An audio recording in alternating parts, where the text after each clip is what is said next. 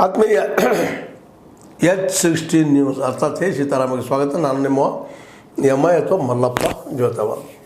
ಇವತ್ತು ಕಾಂಗ್ರೆಸ್ಸಿಗರು ಬೆಳಗಾವಿಯಲ್ಲಿ ನಿಮ್ಗೆ ಗೊತ್ತದ ಗಾಂಧೀಜಿಯವ್ರ ನೆಲಗಟ್ಟಿನಲ್ಲ ತಮ್ಮ ಪಕ್ಷದ ಅಡಿಪಾಯನ ಮತ್ತೊಮ್ಮೆ ಗಟ್ಟಿಗೊಳಿಸುವಂಥ ಆ ಕಡೆಗೆ ಪ್ರಯತ್ನ ಮಾಡ್ತಾ ಇದ್ದಾರೆ. ಆದರೆ ಅದರಲ್ಲಿ ಎಷ್ಟು ಮಟ್ಟಿಗೆ ಯಶಸ್ವಿ ಆಗ್ತಾರೋ ಗೊತ್ತಿಲ್ಲ. ಬಟ್ ಅವ್ರು ಹಿಡಿದಂಥ ಹಾದಿ ಮಾತ್ರ ಸರಿ ಅದಂತ ಅನಿಸ್ತದೆ. ಬಟ್ ಅದ್ರ ಬಗ್ಗೆ ಟೀಕೆ ವಿಮರ್ಶೆ ವಿಚಾರಗಳು ಬರ್ತಿರ್ತಾವ. ಆ ಮಾತು ಬೇರೆ. ಇಲ್ಲೇ ಏನಪ್ಪ ಅಂತಂದ್ರೆ ಮುಖ್ಯವಾಗಿ ಇತ್ತೀಚಿನ ಡೆವಲಪ್ಮೆಂಟ್ ಅದು ಕಾಂಗ್ರೆಸ್ನಲ್ಲಿ ಏನಪ್ಪ ಅಂದ್ರೆ ಗಾಂಧಿ ಮತ್ತು ಅಂಬೇಡ್ಕರ್ ಅವರು ಜೊತೆಯಾಗಿ ತೆಗೆದುಕೊಂಡು ಹೋಗುವಂಥ ವಿಚಾರ. ಯಾಕೆ ಇಲ್ಲಿವರೆಗೆ ಗಾಂಧೀಜಿಯವ್ರ ಬಗ್ಗೆ ಇನ್ನುಳಿದ ಬಗ್ಗೆ ಮಾತಾಡ್ತಾಯಿದ್ರು. ಅಂಬೇಡ್ಕರ್ ಬಗ್ಗೆ ಸ್ವಲ್ಪ ಮೊದಲಿದ್ದವ್ರಿಗೆ ಅಷ್ಟು ಏನಪ್ಪ ಅಂತಂದ್ರೆ ಒಂದು ಪ್ರೀತಿ ವಿಶ್ವಾಸ ಇತ್ತಿಲ್ಲೋ ಗೊತ್ತಿಲ್ಲ. ಬಟ್ ಇತ್ತೀಚೆಗೆ ಮಾತ್ರ ಕಾಂಗ್ರೆಸ್ಗೆ ಅನಿವಾರ್ಯವಾಗಿ ಇವತ್ತು ಅಂಬೇಡ್ಕರ್ ಅವರು ಅವಶ್ಯ ಆಗ್ತಾ ಇದ್ದಾರೆ. ಹಾಗೆ ಬಿ ಜೆ ಪಿಗೂ ಸಹ ಬಿ ಜೆ ಪಿ ಅಂತ ಮೂಲತಃ ಮನುವಾದವನ್ನು ಪ್ರತಿಪಾದನೆ ಮಾಡ್ಕೊಂಡು ಬಂದಂಥದ್ದು ಅದರಲ್ಲಿ ಎರಡು ಮಾತೇ ಇಲ್ಲ. ಆದರೆ ಇತ್ತೀಚೆಗೆ ಅವರು ಗಮನಕ್ಕೆ ಬರಲಾಗುತ್ತದೆ. ಇಲ್ಲಪ್ಪ ನಾವು ನಮ್ಮ ವಿಚಾರಗಳನ್ನ ಹೇಳ್ತಾ ಹೋದ್ರೆ ನಮಗೆ ಜನ ನಮ್ಮ ಸಮೀಪ ಬರೋದಿಲ್ಲ ಅನ್ನೋ ಕಾರಣಕ್ಕಾಗಿ ಅಂಬೇಡ್ಕರ್ನವರನ್ನು ಮೇನ್ ಇಟ್ಕೊಂಡು ನಡೆದಿದ್ದಾರೆ. ಇಲ್ಲಿ ಯಾರು ಹೆಚ್ಚು ಅಪಮಾನ ಮಾಡಿದ್ದಾರೆ ಯಾರು ಕಡಿಮೆ ಅಪಮಾನ ಮಾಡಿದಾರೆ ಪ್ರಶ್ನೆ ಇಲ್ಲ. ಅಪಮಾನ ಅಂತ ಕಾಲಕ್ಕೆ ನಡೆದ ದಿನ. ಯಾಕಂತಂದ್ರೆ ವಿಶೇಷವಾಗಿ ಅಂಬೇಡ್ಕರ್ ಅವರ ವಿರೋಧವಾಗಿ ಮೇಲ್ವರ್ಣೀಯ ಜನ್ಯ ಜಾತಿಯ ಅವರಾಗಲಿ ಅಥವಾ ಸನಾತನಿಗಳು ತಮ್ಮ ಕರ್ಕೊಳ್ಳೋಂಥವ್ರಾಗಲಿ ವಿಶೇಷವಾಗಿ ಜಾತಿ ನೆಲೆಗಟ್ಟಿನಲ್ಲಿ ಅವರು ತಿರಸ್ಕಾರ ಮಾಡ್ತಾ ಬಂದಿದ್ದು ನಾವು ನೋಡ್ಕೊಳ್ತಾ ಬಂದಿದ್ದೀವಿ. ಈಗ ಅದೇನೂ ಇರಲಿ. ಈಗ ಮಾತ್ರ ಏನಪ್ಪ ಅಂದ್ರೆ ಮತ್ತು ಬಿ ಜೆ ಪಿಯಲ್ಲಿ ಅಂತೂ ಇದ್ದಿದ್ದೇನು ಸುಳ್ಳಲ್ಲ. ಸಂವಿಧಾನ ಬದಲು ಮಾಡಬೇಕಂತ ಆ ವಿಷಯವನ್ನು ನಾನು ದೊಡ್ಡದು ಮಾಡಿ ಇವತ್ತು ನಮ್ಮ ರಾಹುಲ್ ಗಾಂಧಿ ಆಗಿರ್ಬೋದು, ಪ್ರಿಯಾಂಕಾ ವಾಡ್ರಾ ಅಥವಾ ಗಾಂಧಿ ಆಗಿರ್ಬೋದು, ಅವರು ಅದನ್ನು ದೊಡ್ಡದು ಮಾಡ್ತಾ ಇದ್ದಾರೆ. ಅದಕ್ಕೆ ಇವರು ಪ್ರತಿಭಟನೆ ಮಾಡ್ತಾಯಿದ್ದಾರೆ. ಇಲ್ಲ ಅಂತಲ್ಲ. ಈ ಒಂದು ಗಾಂಧಿವಾದಿಗಳು ಹುಸಿ ಗಾಂಧಿವಾದಿಗಳು ಬೆಳಗಾವಿಯಲ್ಲಿ ನಡೆದಿರುವಂಥ ಈ ಗಾಂಧಿ ಭಾರತ ಅನ್ನುವಂಥ ಒಂದು ಆವತ್ತಿನ ಕಾಂಗ್ರೆಸ್ ಇದೆಲ್ಲ ಬದಲಾಗಿದೆ. ಹಾಗೆ ಇವ್ರು ಟೀಕೆ ಮಾಡ್ತಾ ಇದ್ದಾರೆ ಒಬ್ರಿಗೊಬ್ಬರು.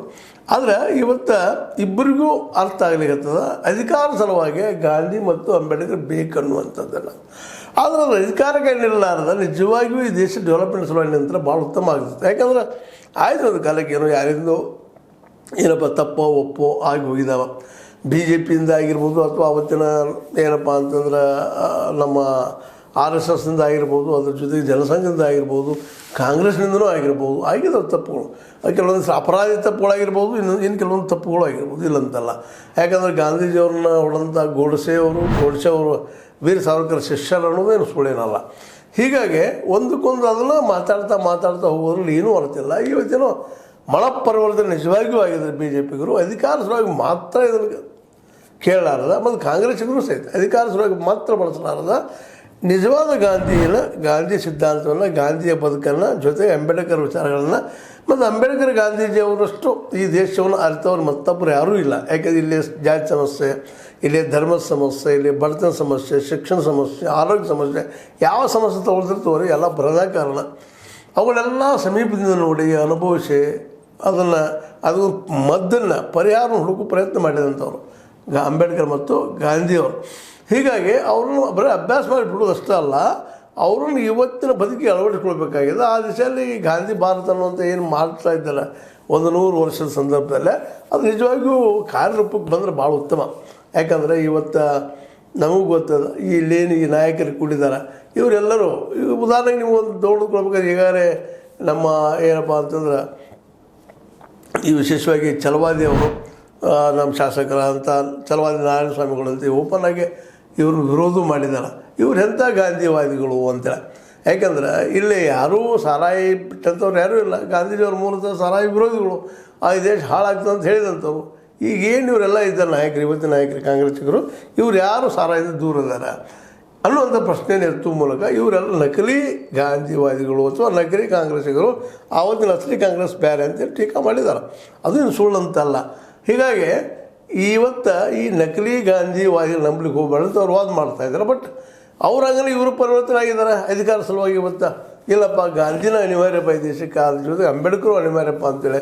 ಯಾಕಂದರೆ ಇಲ್ಲಿವರೆಗೆ ಕಾಂಗ್ರೆಸ್ ನಿಮ್ಗೆ ಗೊತ್ತದ ವಿಶೇಷವಾಗಿ ಮೀಸಲಾತಿ ಕೊಟ್ಟಿದ್ದರೂ ಸಹಿತ, ಮೀಸಲಾತಿ ತಂದಿದ್ದರೂ ಸಹಿತ ಮನಪೂರ್ವಕವಾಗಿ ಅದನ್ನು ಎಸ್ಟಾಬ್ಲಿಷ್ ಮಾಡುವಲ್ಲೇ ಸೋತಿದ್ದು ಅನ್ನೋದು ಸುಳ್ಳೇನಲ್ಲ. ಅದಕ್ಕಾಗಿ ಇವತ್ತು ಕಾಂಗ್ರೆಸ್ಸಿಗರು ಅಂಬೇಡ್ಕರ್ ಅವರ ಜಾತಿ ಸಮೀಕ್ಷೆ ಯಾರು ಎಷ್ಟು ಪ್ರಮಾಣದಲ್ಲಿದ್ದಾರೆ ಅದನ್ನು ತಿಳಿಸುವಂಥ ಪ್ರಯತ್ನವನ್ನು ಮಾಡ್ತಾ ಇದ್ದಾರೆ. ಅಂದರೆ ಇದರರ್ಥ ನಿಜವಾಗಿಯೂ ಗಾಂಧೀಜಿ ಸಮೀಪ ಹೋಗ್ತಾ ಇದ್ದಾರೆ. ಬಟ್ ಆ ದಿಶೆಯಲ್ಲಿ ಯಾಕೋ ಏನೋ ಕೈಯಲ್ಲಿ ಅಧಿಕಾರ ಇದ್ದರೂ ಸಹಿತ ಮೋದಿಯವರು ಇಲ್ಲಿವರೆಗೆ ಜನಗಣತಿ ಮಾಡಿಸ್ತಾ ಇಲ್ಲ, ಅದರಲ್ಲೂ ಜಾತಿ ಗಣತಿ ಮಾಡಿಸ್ತಾ ಇಲ್ಲ. ಯಾಕಂದರೆ 1931 ಏನು ಲಾಸ್ಟ್ ಗಣತಿ ಆಗಿದೆ, ಅದ್ರ ಮೇಲೆ ಯಾರು ಎಷ್ಟು ಅದಾರ, ಯಾವ ಪ್ರಮಾಣದಲ್ಲಿದ್ದಾರೆ ಅನ್ನೋದು ಗೊತ್ತಿಲ್ಲ. ಅದು ಗೊತ್ತಾಗಬೇಕಾಗಿದೆ. ಇವತ್ತು ಭಾಳ ಅವಶ್ಯವಾದಂಥ ಕೆಲಸ. ಯಾಕಂದ್ರೆ ಯಾರ್ಯಾರು ಎಷ್ಟೆಷ್ಟು ಪ್ರಮಾಣದಾರ ಅದು ಫಿಕ್ಸ್ ಆಗಿ ನಮಗೆ ಸಿಕ್ತಪ್ಪ ಅಂದ್ರೆ ಅದ್ರ ಮೇಲೆ ಈ ಮೀಸಲಾತಿ ಬಗ್ಗೆ ಆಗಲಿ, ಇನ್ನುಳಿದ್ರ ಬಗ್ಗೆ ಆಗಲಿ, ಅವ್ರ ಏಳಿಗೆ ಬಗ್ಗೆ ಆಗಲಿ ಏನಾದರೂ ಕೆಲಸಗಳನ್ನ ಮಾಡಲಿಕ್ಕೆ ಸಾಧ್ಯದ ಅನ್ನೋದು ಅಷ್ಟು ಸತ್ಯದ. ಈ ಹಿನ್ನೆಲೆಯಲ್ಲಿ ಇವತ್ತು ನಮ್ಮ ಅಂಬೇಡ್ಕರ್ ಅವರಿಗೆ ಅವಮಾನ ಸಹಿಸುವುದಿಲ್ಲ ಹಾಗೆ ಹೀಗೆ ಅಂತ ನಮ್ಮ ಪ್ರಿಯಾಂಕಾ ವಾಡ್ರಾ ಅಥವಾ ಗಾಂಧಿಯವರು ಹೇಳಿದ್ದಾರೆ.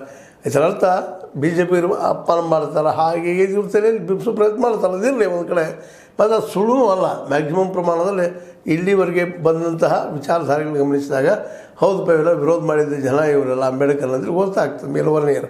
ಮತ್ತು ಅವ್ರ ಜೀವನವನ್ನು ಅಭ್ಯಾಸ ಮಾಡಿದಾಗ ಸ್ಪಷ್ಟವಾಗಿ ಬಂದೇ ಬಿಡ್ತದೆ. ಕೊನೆಗೆ ಅವ್ರು ಯಾಕಪ್ಪ ಹಿಂದುತ್ವವನ್ನು ಬಿಟ್ಟರೆ ಬೌದ್ಧಿಸಮ್ ಯಾಕೆ ಸ್ವೀಕಾರ ಮಾಡಿದರು, ಅದಕ್ಕೆ ತಮ್ಮದೇ ಆದ ವಾದ ವಿವಾದ ಮಾಡ್ಬೋದು.